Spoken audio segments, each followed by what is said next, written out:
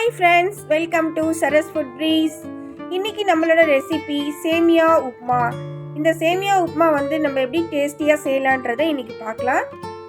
வாங்க ஃப்ரெண்ட்ஸ், இப்போ வீடியோக்குள்ள போலாம். நம்ம சேனலை இப்போதான் ஃபர்ஸ்ட் டைம் பார்க்குறீங்கன்னா சப்ஸ்கிரைப் பண்ணிட்டு பெல் ஐக்கான் கிளிக் பண்ணிட்டு ஆல்னு கொடுங்க. அப்போதான் நான் போடுற வீடியோஸ்லாம் உங்களுக்கு நோட்டிஃபிகேஷனாக வரும். வாங்க இப்போ நம்ம எப்படி செய்யலான்றதை பார்க்கலாம். ஃபஸ்ட்டு வந்து நான் ஒரு கப்பு சேமியா எடுத்து ஒரு பேனில் வந்து ட்ரை ரோஸ்ட் பண்ணிட்டு இருக்கேன். ஒரு கோல்டன் ஃப்ரை வர வரைக்கும் நம்ம ஃப்ரை பண்ணி எடுத்துக்கலாம். இப்போ ஃப்ரை பண்ணியாச்சு. இப்போ நம்ம எப்படி செய்யலான்றதை பார்க்கலாம். ஒரு கடாய் வச்சுட்டு 1.5 கரண்டி எண்ணெயை விட்டுருக்கேன். எண்ணெய் நல்லா காஞ்ச பிறகு கடுகு, சீரகம், உளுத்தம்பருப்பு போட்டிருக்கேன். இது நல்லா பொரியும் போது நம்ம கடலைப்பருப்பு,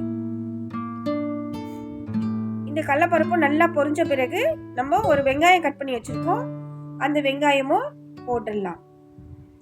இந்த வெங்காயம் லைட்டாக ஃப்ரை ஆன பிறகு ஒரு 4 பச்சை மிளகாய் கட் பண்ணி வச்சுருக்கேன், அதையும் போட்டுடலாம். இது ஃப்ரை ஆகும்போதே நம்ம ஒரு கொத்து கறிவேப்பிலையும் போட்டு சேர்த்து ஃப்ரை பண்ணிக்கலாம். இப்போ ஒரு கொத்து கறிவேப்பிலை போட்டாச்சு. இப்போ இதையும் நம்ம நல்லா ஃப்ரை பண்ணிக்கலாம். இதெல்லாம் வந்து கொஞ்சம் லைட்டாக ஃப்ரை ஆன பிறகு நம்ம தக்காளி போட்டுக்கலாம். உப்புமாக்கெல்லாம் வந்து வெங்காயம் நிறைய ஃப்ரை ஆக தேவையில்லை. அதனால இப்போ ஒரு பொன் வரல் வந்த பிறகு நம்ம ஒரு தக்காளி கட் பண்ணி வச்சுருந்தோம், அதையும் இதில் சேர்த்துடலாம். இப்போ தக்காளி மட்டும் கொஞ்சம் நல்லா ஃப்ரை ஆகணும். நல்லா அந்த எண்ணெயிலேயே நல்லா ஃப்ரை ஆன பிறகு நம்ம டேஸ்ட்டுக்கு உப்பு போட்டுடலாம்.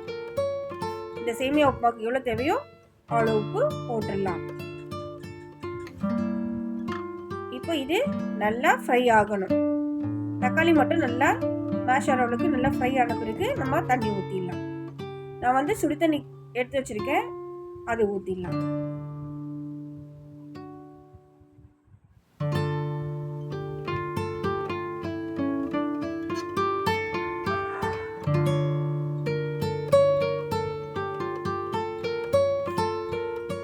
அவ்வளோதான். இப்போ நல்லா ஃப்ரை ஆகிடுச்சு. நம்ம இப்போ சுடு தண்ணி ஊற்றிடலாம். நான் வந்து இந்த கப்பில் தான் வந்து 1 கப்பு எடுத்திருக்கேன் சேமியா. இந்த 1 கப்பில் வந்து நான் 2 கப்பு தண்ணி ஊற்ற போகிறேன். நல்லா சுடு தண்ணி.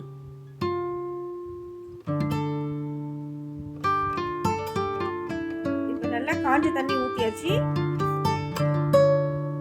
இப்போ அது கொதிக்கட்டும். இப்போ கொதிச்ச பிறகு நம்ம சேமியா வறுத்து வச்சிருக்கோம் இல்லையா, அந்த சேமியாவையும் இதில் போட்டுடலாம். நம்ம சேமியா எதுக்காக வறுத்து போடுறோம்னா, இது வந்து நல்லா வெந்த பிறகு ஒன்னோட ஒன்று ஒட்டாமல் நல்லா இதுவாக வர்றதுக்காக தான், உதிரியாக வர்றதுக்காக தான் நம்ம அதை வறுக்கிறோம். இல்லை ரொம்ப கொலன்னு ஆகிடும், நம்ம சாப்பிடும்போது வந்து எடுக்கவே வராது.